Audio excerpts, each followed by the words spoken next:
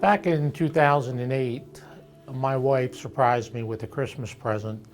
It was a kind of wrapped shoebox. I'm wondering why I'm getting a pair of shoes for Christmas. When I opened it up, I was even more surprised. It was a pair of baseball cleats. And here, one thing led to another. We talked about it. I was going to fantasy camp. I was at a Pirates game at PNC Park on the night when they recognized the guys who played fantasy. And the very next week, I called and got on the waiting list. I didn't know at the time there was a waiting list. Over a year went by and I didn't hear anything, so it was long forgotten. Then I got a call from Joe, and the rest is history. I read a book many years ago about someone's experience at some pirate camp, and I actually don't remember, it wasn't this camp obviously, it was much before that. And so as a little guy living in Toronto, just always wanted to go to a Pirates fantasy camp and do something with the Pirates. And then I found out about this. My wife actually called Joe a few years ago and said, my husband's the biggest Pirates fan, he's got to come to Pirates camp. And Joe, I think, said something along the lines of, yeah, so is everybody else here. And she was shocked to know that there are other Pirates fans. We got a flyer in the mail from Joe and Teak, and I just kind of left it on the counter and for my family to look at and see, and I didn't say anything about it. You know, a little bit after a couple weeks went by, my son, who's not that subtle, said, well, Dad, if you were going to wear a fitted baseball hat, what size would you wear? You know. Well, I had the unfortunate situation where I ran into Roy Berger, and Roy Berger must have been seeing me play, or either that or I gave him a coupon for the buffet in Vegas, or it was a cold beer somewhere along the way, and he said, hey, Mike, I need you. You got to play. There's this great camp down in Bradenton, Florida, and you got to come down and you got to experience it. When I first saw my locker in the clubhouse, and my name's in there, and your clothes are hanging up in there, you feel kind of special. Your first thought is, already I'm really glad I came. I remember coming in on the bus from the airport, and I didn't know anybody. And I just heard everyone talking about all the previous seasons, and I kind of felt a little out of place. And then I got here, and as soon as I walked off the bus, Teak was there, and I grew up just idolizing him. And I remember I just said, hello, Mr. Tecovy, nice to meet you. And he's like, what are you calling me that for? and that's when I realized this is going to be cool. One thing I remember about when I was having the conversation with Joe was he said he was trying to get an idea of how big I was for the uniform size. And I said, I'm kind of short, kind of stocky. I said, think Mike LaValliere. Then I got down here and met LaValliere, and I thought, well, not quite LaValliere. Within the first 10 minutes of that camp, I tore my bicep tendon and had to wear a sleeve for the rest of the camp. Still played. 2 days later, pulled a hamstring.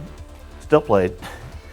Walked around, limped around for a month after I got home. But if they would have told me, hey, you could come back for another week after that week, whenever I was limping around, I would have been there.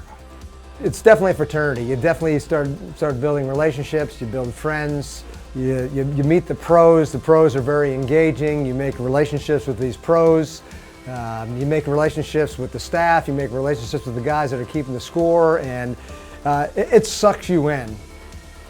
It's a really interesting metamorphosis that happens, because when you first come here, it's all about the pros. You don't know anybody. So, you're going to meet this guy, you're going to meet this guy, and then you do. And then you realize, hey, they're just people just like everybody else. And then you start to meet the players, and then all of a sudden you realize there's a much bigger picture here. And over the few years that I've been here, I've managed to make just the most incredible friends, and I really consider these guys friends. I like being the only Canadian. It's kind of fun. I take a lot of ribbing, a lot of abuse, and it's great. I know it's a little out of the norm, but if it's all right, I'd like to say something to my family back home in my native tongue, if that's all right with you. Mom, Dad, having a beauty week, eh? Do me a favor, save me some Timmies, and maybe grab me a maple cruller, eh?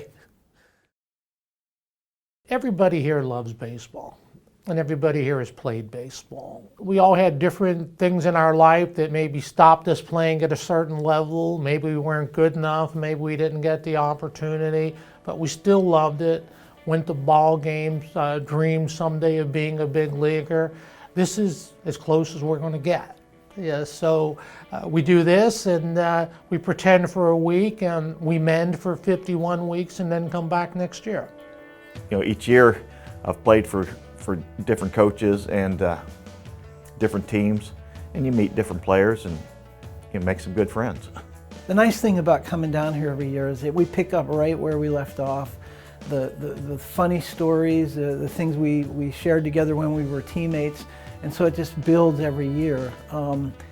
So those relationships, and some of them I've continued, you know, in the off season, but mostly it's just looking forward to coming down every year and knowing that nothing changed. You know, the guys are a little older, maybe a little slower, except me, I get faster every year. It comes to the point where it's not necessarily all about the baseball as much as it is about the guys and the experience and the staff and even all the people in the cafeteria, the people that are making the food, the guy that's behind the scenes that's washing your dishes. I mean, I try to say hey to every one of them. I try to be respectful to all those guys, and I'll tell you what, I love the guys that are washing the dishes. I wish at some point I can get back there and start scrubbing with them, because yeah, in order for me to eat breakfast every day, somebody's got to be washing dishes and somebody's got to be cooking that food. So, you know, that's for me, that's just as much a part of the baseball as anything else. It's a real bonding experience. I mean, fantasy camp isn't easy. It's fun, but it isn't easy. So you're kind of going through something tough and worthwhile with your son. You have little aches and pains, you have little highs and lows. So you share that, and you grow closer. This camp has, you know, it's fun. The camaraderie, all the friends I've made here. You know, I could name a few, but I don't want to leave anyone out. But some of the other, you know, personal, deep down things that you don't think about anyone else having that experience unless they came to this camp. It's about loving baseball. We all share that, and that's a great thing. You know, if you have that passion, you're a lucky person.